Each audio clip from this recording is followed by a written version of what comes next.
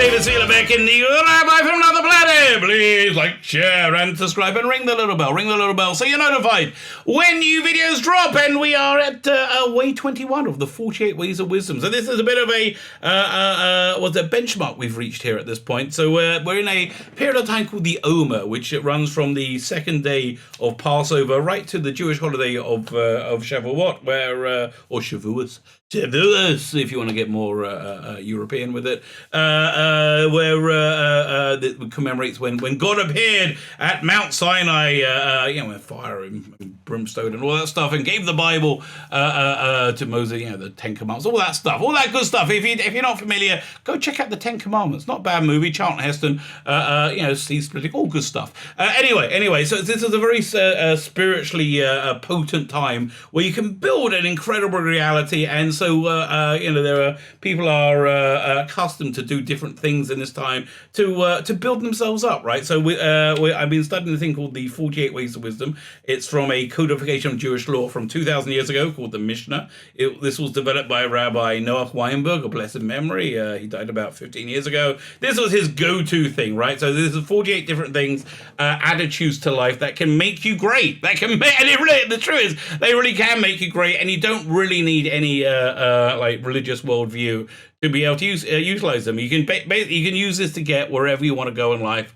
It's all just really good common sense things. So we're up to way number 21. Way 21. Before we get into it, if you could hit the like button, that'd be great. If you could hit the share button, even greater. Let people know what we're doing here. Like, share, subscribe. If you're subscribed, still make sure you're still subscribed. And if you're not subscribed, if you could consider hitting the subscribe button, that's really, really helpful. Thank you very much. Honestly, I'm very, very grateful. It's what we really, really need as independent content creators here on YouTube.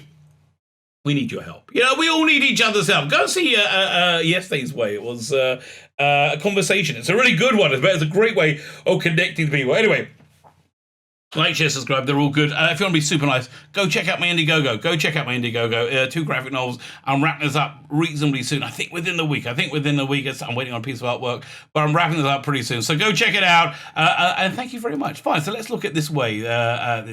From Aish.com. Aish.com is the rabbinical ceremony, is a website of the rabbinical ceremony, which I went to. It's Aish Torah. It was started by Rabbi Noach Weinberg. This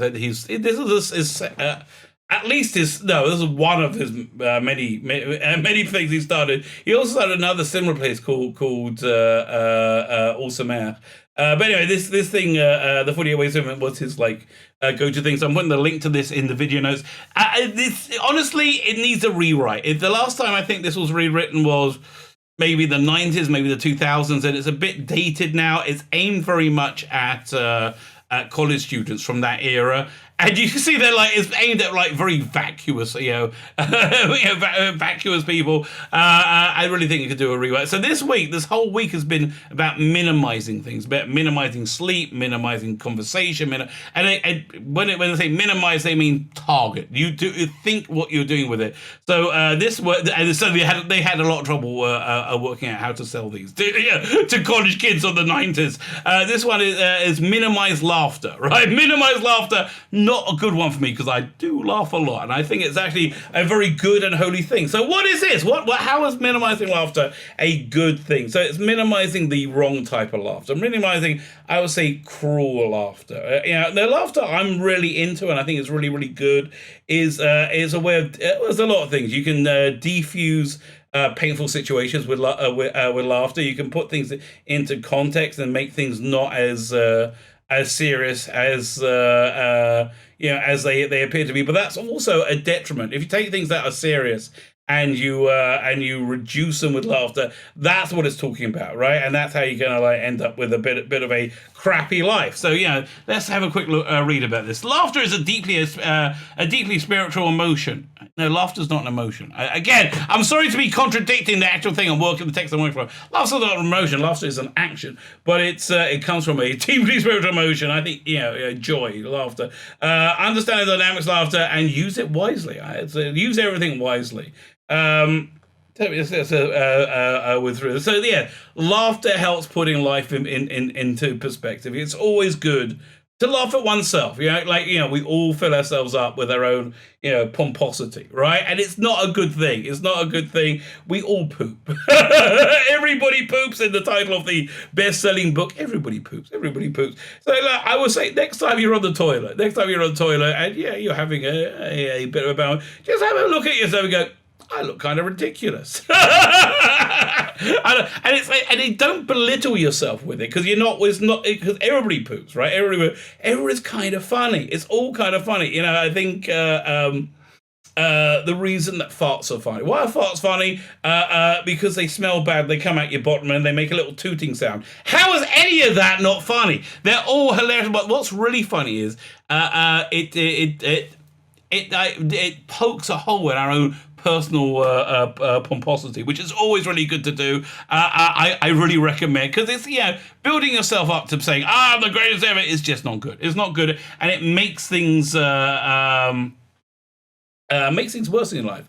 Using laughter to diffuse tension. Yes, I use this tool often, especially when I want to get a point over. I want to, you take the piss. Take the piss out of things that are painful. And my channel is really built around things I love, areas of fandom that I adore that have been terribly stolen and used as platforms. And I think for most people watching, it's a really painful experience. Like when something you love is bastardized like that, it's just a painful experience. So I laugh at it. I take the piss, right? I take the piss, and it does two things. It makes it easier. It makes it more functional, but also it sends a torpedo into the heart of the people who are doing it. Why? Because laughter gets rid of pomposity, right? And if you direct laughter at pompous people who have no right to be pompous, that I think is a pretty kosher use of laughter. But you got to be careful with it, because it just gets. It can get into, I don't want to say violent, but it can get into like you using your power to dominate others, which is not good. So it's like you really should keep an eye on. Laugh at insanity. This is the only way to survive 2021. We live in a truly insane world. I put a video out this week about Idris Elba. He has a TV show called Luther. A very good cop show. He's a black guy, right? And it's about this black detective. But actually, no, it's about a detective. Here's the thing. It's about a detective that happens to be black. So the person in charge of the BBC who made the show, in charge of their diversity quota, diversity whatever, says, no, it's not black enough. It's not black enough. It's not black, really, because he doesn't have enough black friends and he doesn't eat Caribbean food. So, if you're a black person not from the Caribbean, you're not black anymore, right? Or if you're a black person who heaven forfend, doesn't like Caribbean food, you're not black anymore. So, again, I think the only right thing to do is laugh at this, right? Laugh at this good stuff, right? Laugh at this insane stuff, not good stuff, right? So the inverse of that is when you laugh at good, when you belittle good things, right? When you laugh cruelly, when you laugh at it. So this is why the vast majority of late night comedy is worthless.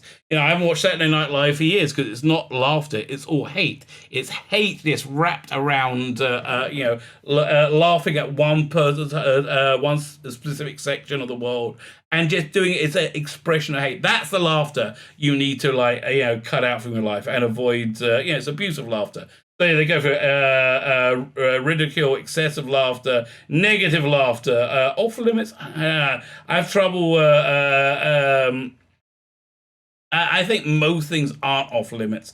Laughter and God. So listen, one of the few times that they mentioned God laughing in the Talmud.